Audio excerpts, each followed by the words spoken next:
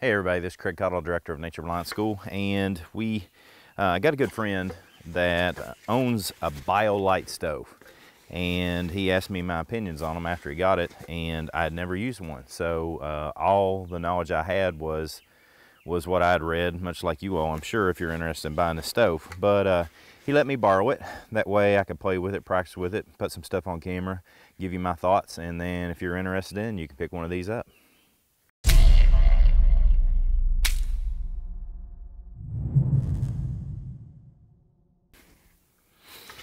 So a good friend of mine had bought this stove, and he really likes it, and he asked my opinions on it, if I knew anything about it. I didn't. I've never had one of these, nor have I spent much time reviewing them myself. So I started researching on it a little bit, and he let me borrow his so I can get it out here today and put it on camera, see what we think about it. Best way to do research is to do research with the products instead of just reading about it, right? So basically what you have here, and the uniqueness of this particular stove setup is that it has a power module that you insert into the main stove body, and once you pull the legs out, everything is attached real nicely together. So I'm going to bring this real close to the camera. So again, basically what you have here is a power module that has a fan on it. It also has a USB port that we're going to plug our devices up and see what we can do with them. And then inside the stove, you have these ports here that are inside. Yeah, there you go. You can see them right there. The ports that are inside right along through here that allow air to circulate. So what's going to happen with this stove as you look down in there, this device right here is going to collect the heat. It's going to gather the heat, and it sends it down into the power module, which helps to increase the battery life and the battery power that is on this particular module. So the thought is that we take this, build a fire in it, and allow the heat to rise. We can cook on it, and then we can also power devices. So the science that goes behind this is pretty ingenious, but basically the fire rises, hits this portion right here, it transfers the heat down into a very well-developed device inside the power module itself, which transfers that energy, the heat energy, into electricity. And so the beauty of it, it has this fan on it that's going to create the fire inside here. It's going to create a fan effect and create a lot more oxygen, which is going to make this burn really, really hot. So now the gentleman that owns this stove, as well as what I can read on this stove, says it's probably best to get things started with some sort of fire cube or something of that nature. So I've got my fast fire, as I always do. I'm going to put my fast fire down in there, and then I've already pulled up a bunch of supplies, some cedar bark shavings and a bunch of branches, dead branches that I found out here, and we're going to get this going and see what it does. So again, we'll light the fast fire, put it down in there. Oops. I guess the recommendation is to not throw it down in there like I did, right? So let's get this going a little bit better this time. So get my fast fire lit. Make sure it's going real good.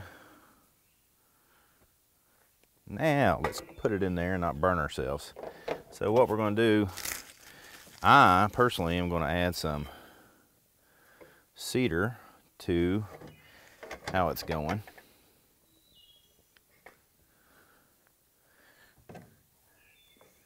Make sure it's got plenty of oxygen.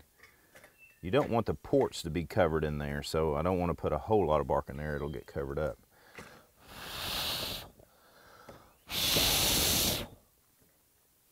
So my cedar bark was a little dry, but I thought I'd use it anyway. It'll get going. So yeah, we're getting going. Now the thought is, while that's getting going on its own, basically what you've got is you have the USB port. We'll take a look at that in just a moment, but you have an on and off switch. So basically what you want to do is you want to turn that on, pressing it and holding it on.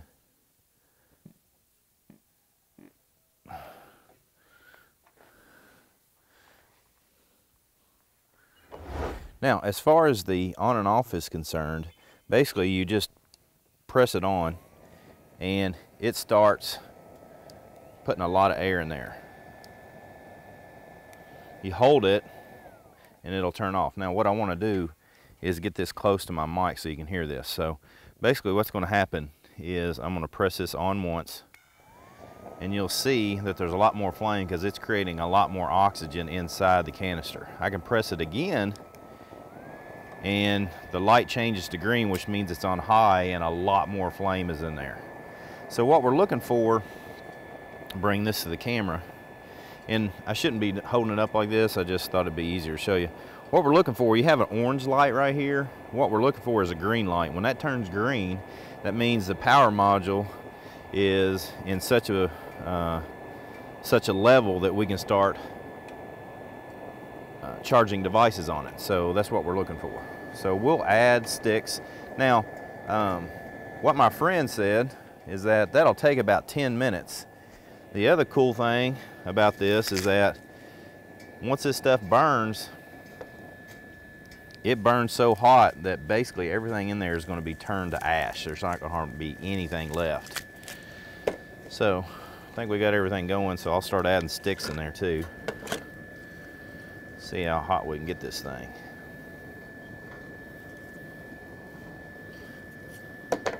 So not to bore you to death, I'm not going to have this on there for 10 minutes, but I'm telling you right now, there is a lot of blue flame down there simply because of that fan. Because anything above that is really, really hot. I mean, super hot. So we're already starting to get a portion of the green light. So it's already getting really hot. That's how long it took, not very long at all, to go ahead and charge the devices. So what I'm gonna do is I'm gonna let it go. I'll time it and let you know how long it takes to get to the green light. I just didn't figure you were gonna sit and watch me do that for 10 minutes. So we are now at almost 4 minutes and the green light has not come on. So I thought I'd talk about a couple other things while we're watching that in the background for a little bit. First off, it also comes with a stand to put your pots or cups or whatever it is that you're going to put on there. If you're going to utilize it for the purpose of cooking or boiling some water or something of that nature, it would be my suggestion that you get this on first. It also comes with a USB port, a double USB port. This is not the one, this is the one my friend had put into his kit. So, but looking at it on the websites that sell these things, it says that it comes with another USB port. Again, this is my friend's setup. Now that said, I can still get this on there. Just gonna have to be real careful that when I get it on there, I don't burn myself, because the top of this thing is really, really hot. So just have it in there a short while, and that bad boy is hot. So it's triangular. The top of this is triangular. And so I now have it on there. It's pretty easy to get on there without having it on there before. But you can see, I'm gonna bring this close. Again, it's been burning for 4 minutes. And it would be best to just leave this on the ground. But you can see the material that I put in there initially is almost burnt up. It's almost gone. So that's pretty cool. So I might actually run out of sticks here before I get to, oh, there's the green light. So we got a green light. You all might have saw that before I did. Taking a look at it, that's 5 minutes and 30 seconds tops. And so we've already got the green light so that we can charge a device. So I'm gonna find my cords for my phone and then we'll plug it up and see how it goes. So on this, doing this, you wanna be careful that you don't turn your stove over. So make sure that when you plug up your USB that, are you like me that every time you try to plug up a USB device, it doesn't matter how many times you look at it, that you end up putting it in backwards? I don't know if you're like me or not, but anyway, get that plugged in there. Then I can plug my phone. Obviously you don't want to have your electrical device too close to the flame. But yeah, it's definitely charging the iPhone just like it normally would. So now here's my understanding of it, and this is how it works, and this is what my friends discovered. So you can watch and read about this stuff elsewhere also, but I like the practical application of somebody who's used it, who is not trying to sell the product. I'm not trying to sell this product. If you want one, get one. But with that said, he says that he and his wife have two different stoves. They have this stove and they have a propane type stove, and that this is just as fast to boil a cup of water. They like to drink tea. This is just as fast, if not faster, to boil a cup of water as a propane stove, or small butane stove. So with that said, really useful apparatus in my opinion. The beauty of this one is that propane and butane do not work very well in really extreme cold weather. You got to keep those canisters warm, whereas you don't need that here. Some of the things that I can see to be a problem with this is that it's going to take a pretty considerable time to let this cool down. As far as the power module, the thermoelectric module right here, basically what happens is this has got to cool down before it'll shut off. So with this fan going, I can turn it off and it'll shut down quickly, but the recommendation from the manufacturer is that you let it turn off itself. So even if I try to turn it off, if it's a real hot, we'll test that right now and see what it does. But even from the manufacturer, if I turn it off, it'll still come back on, so it'll cool off at its own pace. So let's turn that off, see what happens.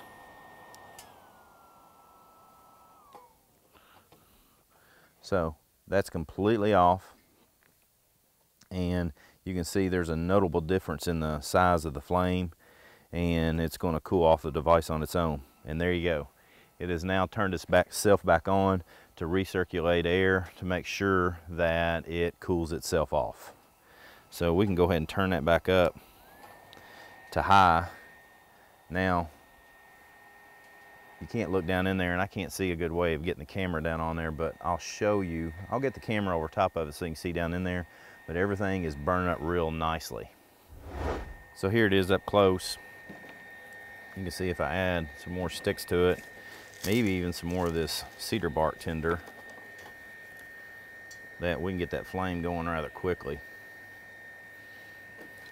Now, before, I was holding this canister, the heater itself right here, but this right here is now awful hot, and there's no way I could pick that up again. So I wouldn't recommend doing that on a regular basis. But you can see how easy it is to get material down in there, and with just a little bit of effort in that fan going, the thing gets going really, really quickly.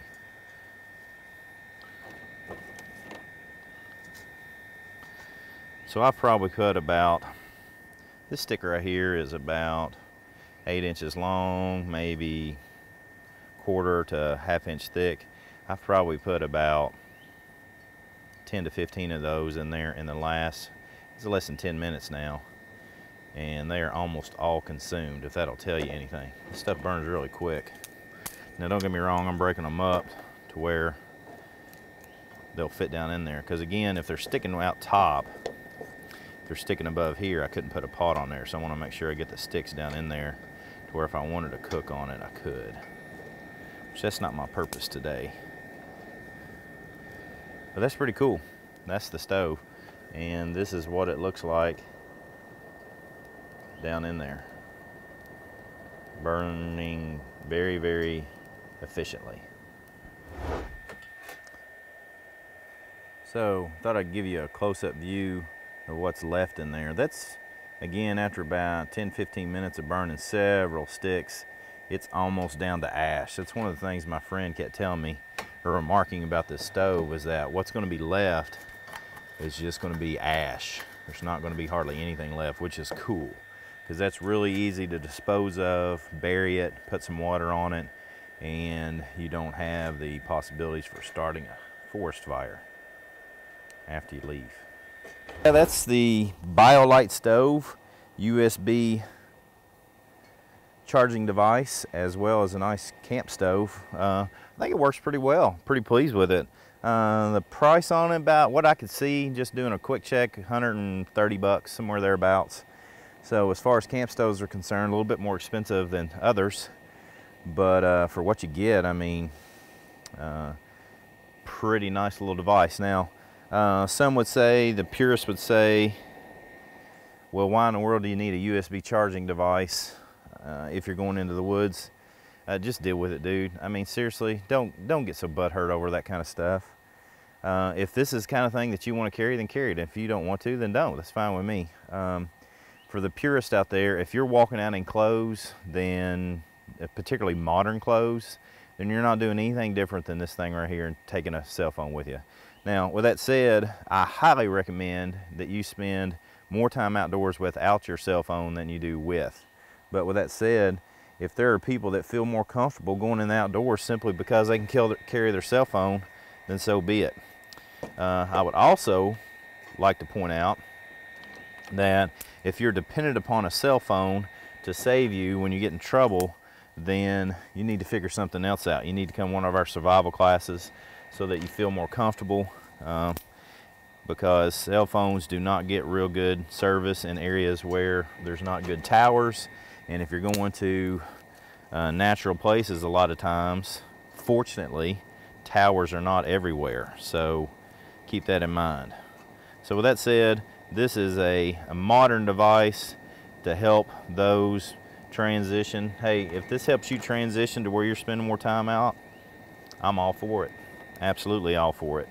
I'm all for people getting outside, and if you have to take a little bit of fun technology that bridges the gap between old school fire and new technology with a USB port, then so be it, jump on it. That said, this is Craig Cottle, Director of Nature Reliance School. If you found this video to be helpful, then help us out. We really appreciate you subscribing to our channel, giving us a thumbs up, sharing on Twitter, Instagram, Reddit, Facebook, wherever it is that you do social media, and we really appreciate you doing that for us. So come on, join in, let's learn together.